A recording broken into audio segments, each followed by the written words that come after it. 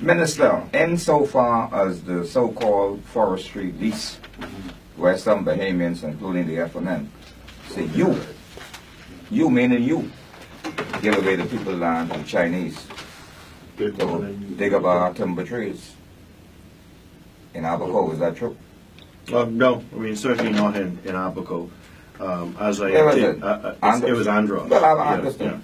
But all of the documents have been tabled before the House of Assembly. They're available on my ministry's Facebook page.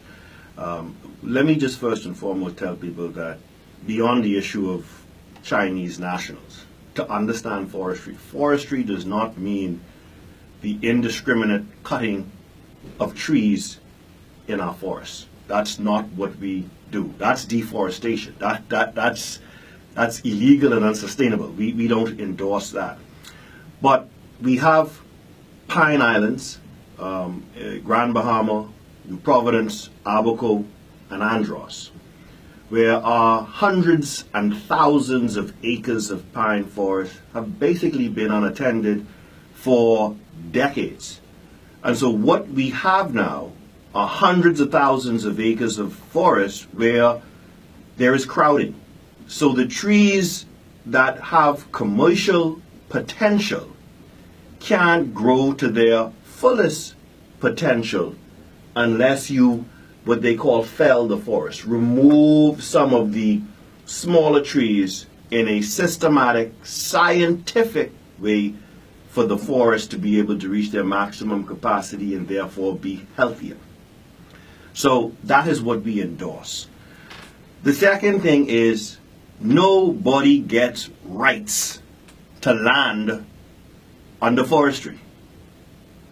The forest, the National Forest Estate, is crown land, not to be granted, not to be leased. The only thing we do is the Department of the Forestry Unit, headed by Director Christopher Russell, will approve a plan, and once it is approved, give a license to determine what activity you would be authorized to do within the forests. And so on the issue of this approval in principle, no license has been given to this company. Bahamians came to the ministry, came to the director, made an application on the basis of what they wanted to do in Andros, came to the table with U.S. investors and wanted to do a project that involved resin tapping. In other words, what they will do, our pine generates a substance called resin which is used to create turpentine and all that sort of stuff, right? And so they came to the table with American investors, and because the two large export markets for resin is India and China, they reached out to a potential partner.